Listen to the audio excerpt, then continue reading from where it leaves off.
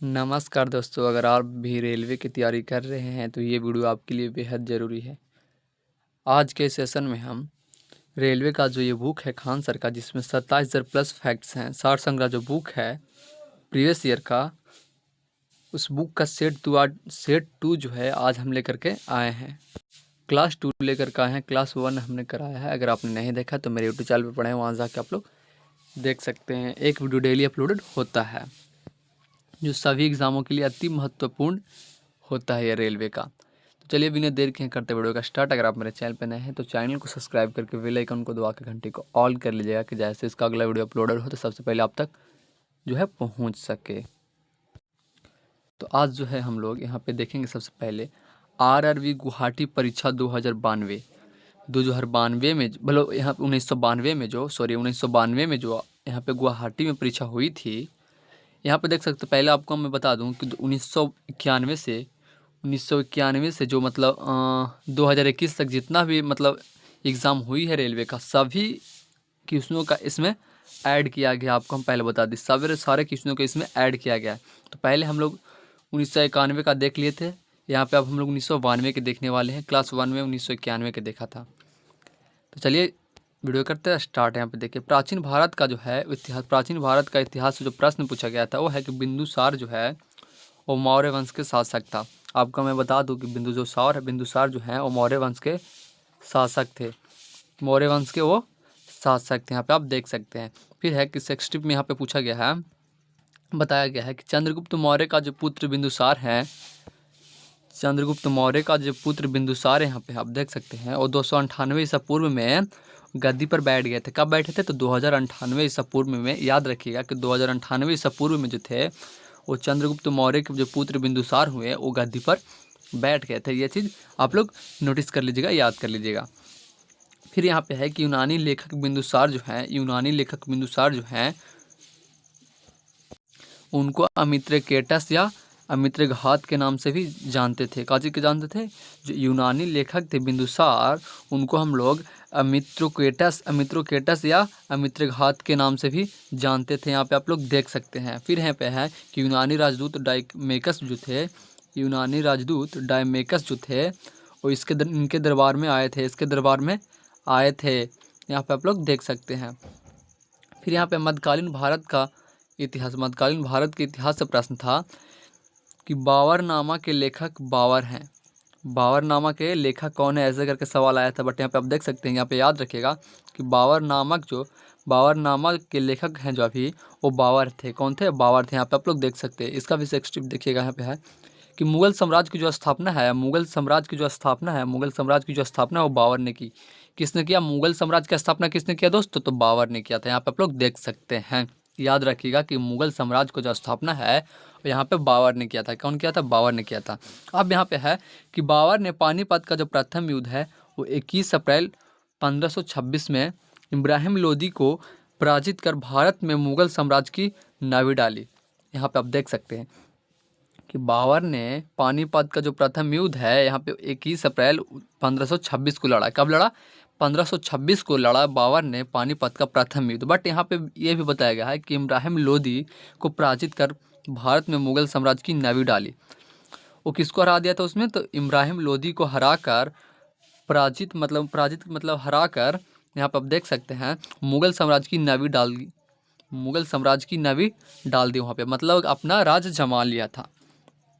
यहाँ पे आप देख सकते हैं। फिर यहाँ पे है आधुनिक भारत का इतिहास से प्रश्न है कि बहादुर शाह द्वितीय का अंतिम मुगल सम्राट था। बहादुर शाह द्वितीय जो है वो अंतिम मुगल सम्राट थे। यहाँ पे आप देख सकते हैं। फिर यहाँ पे है कि महात्मा गांधी द्वारा भारत छोड़ो आंदोलन जो है का नेतृत्व किया था। महात्मा गांधी जो है वो भारत छोड़ो आंदोलन का नेतृत्व किया था। तो सबको ही जानते होंगे कि जो भारत छोड़ो आंदोलन है वो हमारे गांधी जी द्वारा चलाया गया था। अब इसका भी सेक्स्टिव देख लीजिएगा आप लोग। इसका सेक्स्टिव है कि भारत छोड़ो आंदोलन की जो शुरुआत है वो 9 अगस्त 1942 को हुआ। कब हुआ दोस्त? भारत छोड़ो आंदोलन जो है, यहाँ पे आप देख सकते हैं कि 9 अगस्त 1942 को हुआ था। भारत छोड़ो आंदोलन कब हुआ था? तो 1942 के शुरुआत हुआ था। 9 अगस्त 1942 में जो है भारत छोड़ो आंदोलन जो है वो शुरुआत हुई थी। फिर यहाँ पे देख सकते हैं गांधी जी ने बम्बई के गांधी जी ने बम्बई के ग्वालिया टैंक मैदान में लोगों को करो या मरो का नारा भी दिया था। यहाँ पे आप लोग देख सकते हैं कि गांधी जी ने बम्बई के ग्वालियर टैंक मैदान से लोगों को करो या मरो का जो नारा है वो दिया था। आप लोग यहाँ पे देख सकते हैं और याद रखिएगा का गांधी जी ने ये नारा कहाँ दिया था। करो या मरो का नारा जो है वो बम्बई में दिया था, ऐसे करके आप लोग याद रखिएगा।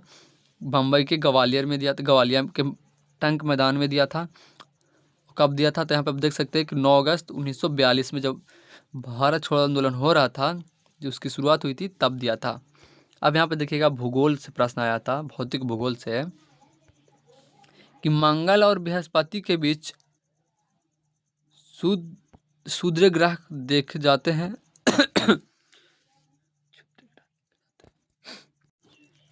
मंगल और बृहस्पति के बीच जो है उस क्षुद्र ग्रह देखे जाते हैं।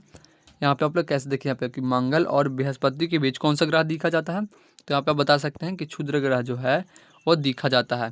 फिर है कि शुक्र और सौरमंडल का सबसे चमकीला ग्रह है। शुक्र और सौरमंडल का जो है वो सबसे चमकीला ग्रह है, और चंद्रमा पृथ्वी का एकमात्र उपग्रह है। चंद्रमा जो है, यहाँ पे देख सकते हैं, चंद्रमा जो है वो पृथ्वी का एकमात्र उपग्रह है। बाकी सब तो ग्रह हैं, बट यहाँ पे जो पृथ्वी है वो चंद्रमा का उपग्रह हो जाएगा। और देखिएगा और सवाल आया हुआ था भारत का भूगोल से, कि झेलम नदी पर झेलम नदी पर जो है तुलबुल परियोजना स्थित है। झेलम नदी पर क्या है दोस्त, यहाँ पर आप लोग पूरा वीडियो देखिएगा कि झेलम नदी पर जो है वो तुलबुल परियोजना स्थित है। क्या स्थित है, तुलबुल परियोजना स्थित है, आप लोग यहाँ पे देख सकते हैं। फिर इसका भी संक्षिप्त देखिएगा कि झेलम नदी कश्मीर के बहने वाली नदी है। कहाँ है झेलम नदी जो है वो, कहाँ बहने वाली नदी है, तो कश्मीर में बहने वाली नदी है। आप लोग यहाँ पे देख सकते हैं कि झेलम नदी जो है वो कश्मीर में बहने वाली नदी है, यहाँ पे आप देख सकते हैं। फिर यहाँ पे है कि तुलबुल परियोजना जो है वो कश्मीर में स्थित परियोजना है। तुलबुल परियोजना जो है वो कश्मीर में स्थित परियोजना है। क्या है, कश्मीर में स्थित परियोजना है, ये आप देख सकते हैं।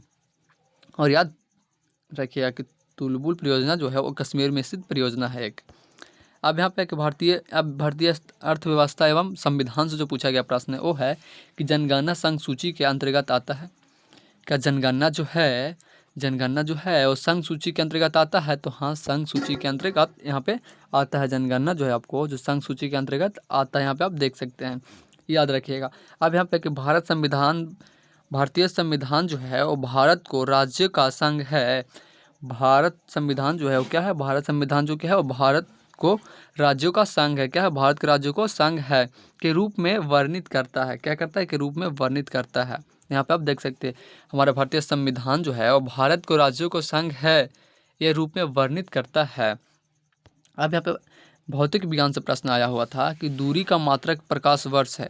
दूरी का मात्रक क्या होता है दोस्त, आप सबको ही पता होगा कि दूरी का जो मात्रक होता है आपको यहाँ पे प्रकाश वर्ष हो जाता है, यहाँ पे आप देख सकते हैं। फिर है कि राशियों की कुल संख्या यहाँ पे आपको 12 हो जाएगा। कितना, राशियों की कुल संख्या कितनी होती है, तो आपको यहाँ पे 12 हो जाएगा। आप यहाँ पे देख सकते हैं कि राशियों की कुल संख्या कितनी होती है, तो 12 होती है। फिर यहाँ पे कि निकोलस और जीन द्वारा सिनेमा का आविष्कार किया गया था। सिनेमा का जो आविष्कार, यहाँ पे आप देख सकते हैं कि सिनेमा का जो आविष्कार है वो किसके द्वारा किया गया था, तो निकोलस और जीन के द्वारा जो है वो सिनेमा का आविष्कार किया गया था। आप लोग याद रखिएगा, यहाँ पे अगर प्रश्न पूछ दे आपको एग्जाम में कि सिनेमा के आविष्कार किसने किया था, तो आप यहाँ पे बता सकते हैं कि निकोलस और जीन के द्वारा जो है वो सिनेमा का आविष्कार किया गया था। अब यहाँ पे रसायन विज्ञान से प्रश्न आया हुआ था, देख लीजिएगा कि ध्वनि के एक स्थान से दूसरे स्थान तक जाने की प्रक्रिया को ध्वनि का संचरण कहते हैं। ध्वनि के एक स्थान से दूसरे स्थान तक जाने की प्रक्रिया जो होती है उसको ध्वनि का संचरण कहते हैं। क्या कहते हैं दोस्त, ध्वनि के एक स्थान से दूसरे स्थान तक, ध्वनि को एक स्थान से दूसरे स्थान तक जाने की प्रक्रिया को क्या कहते हैं, जाने की प्रक्रिया को क्या कहते हैं, तो आपको यहाँ पे संचरण कहते हैं। क्या कहते हैं, संचरण कहते हैं। आप यहाँ पे देख सकते हैं संचरण कहते हैं। फिर यहाँ पे है कि ध्वनि माध्यम में तरंग के रूप में चलती है। ध्वनि क्या है, ध्वनि जो माध्यम में चलती है तो कैसे रूप में चलती है, तो तरंग के रूप में चलती है। ध्वनि माध्यम में कैसे रूप में चलती है, तब देख सकते हैं यहाँ पे तरंग के रूप में चलती है। फिर यहाँ पे है प्रश्न कि अनुदैर्ध्य तरंगों के निर्माण के लिए माध्यम की प्रत्यास्थता आवश्यक है। अनुदैर्ध्य तरंगे हैं, अनुदैर्ध्य तरंगे हैं उनके निर्माण के लिए आप देख सकते हैं कि उनके निर्माण के माध्यम के लिए प्रत्यस्थता आवश्यक है। क्या है? प्रत्यस्थता जो है वो आवश्यक है। अब यहाँ पे है जीव विज्ञान से प्रश्न कि विटामिन डी जो है वो मछलियों के यकृत तेल में भी पाया जाता है। विटामिन डी कहाँ कहाँ पाया जाता है दोस्त? यहाँ पे आप देख सकते हैं विटामिन डी जो है वो मछलियों के यकृत तेल में पाया जाता है। और विटामिन डी जो है सूर्य के प्रकाश में भी आपको यहाँ पे पाया जाता है। सूर्य का जो प्रकाश होता है उसमें विटामिन डी भी पाया जाता है। यहाँ पे आप देख सकते हैं मछलियों के यकृत तेल में भी पाया जाता है। फिर प्रोटीन मूल रूप से एंजाइम होता है। क्या होता है? प्रोटीन जो है यहाँ पे आप देख सकते हैं प्रोटीन जो है वो मूल रूप से क्या होता है दोस्त? तो मूल रूप से एंजाइम होता है। यहाँ पे आप देख सकते हैं कि प्रोटीन जो है वो मूल रूप से एक एंजाइम होता है। अन्य में देखिए यहाँ पे और सवाल आया होता है कि 8 मार्च को अंतर्राष्ट्रीय महिला दिवस मनाया जाता है। 8 मार्च को क्या मनाया जाता है दोस्त? यहाँ पे आप देख सकते हैं, याद रखिएगा कि 8 मार्च को जो है अंतर्राष्ट्रीय महिला दिवस मनाया जाता है। 8 मार्च को क्या किया जाता है? तो अंतर्राष्ट्रीय महिला दिवस मनाया जाता है। फिर यहाँ पे है कि लिंगराज मंदिर भुवनेश्वर में अवस्थित है। लिंगराज मंदिर कहाँ अवस्थित है? लिंगराज मंदिर जो है आपको यहाँ पे भुवनेश्वर में अवस्थित है। कहाँ? भुवनेश्वर में अवस्थित है। फिर यहाँ पे पटाका मकाऊ की मृदा को क्या कहा जाता है? पटाका मकाऊ की मृदा को क्या कहा जाता है? यहाँ पे आप देख सकते हैं। पहले तो यहाँ पे देखिए 8 मार्च को अंतर्राष्ट्रीय महिला दिवस मनाया जाता है। फिर यहाँ पे कि लिंगराज मंदिर भुवनेश्वर में स्थित है। कहाँ स्थित है? अगर यहाँ पे प्रश्न आपको आ जाए कि लिंगराज मंदिर कहाँ स्थित है तो आपको याद रखिएगा भुवनेश्वर में स्थित है। फिर यहाँ पे पटाका मकाऊ की मृदा को कहते हैं पटाका मकाऊ की मृदा को कहते हैं। क्या कहते हैं? पटाका को क्या कहते हैं? मकाऊ की मृदा को कहते हैं। यहाँ पे आप देख सकते हैं। तो आज के लिए इतना काफ़ी, फिर मिलता है अगले वीडियो में। अगले वीडियो में हम लोग देखेंगे आरआरबी कोलकाता परीक्षा 1994 के बारे में फुल डिटेल कल के वीडियो में हम लोग देखेंगे। ये रहा आज का क्लास 2। तो कैसा लगा क्लास 2 ये कमेंट में ज़रूर बताइएगा। अगर वीडियो अच्छा लगा होगा तो बस एक लाइक एंड एक कमेंट एंड अपने दोस्तों के पास शेयर कर दीजिएगा अगर वीडियो अच्छा लगा होगा तो। और क्लास 3 देखने के लिए चैनल को सब्सक्राइब करके चैनल से जुड़ जाइएगा। और क्लास 3 लाना अति आवश्यक है या नहीं आप लोग कमेंट में यस या नो बता दीजिएगा। अगर लाना होगा तो क्लास 3 ऐसे करके यस लिख दीजिएगा कमेंट में। तो ठीक है, फिर मिलता है अगले वीडियो में।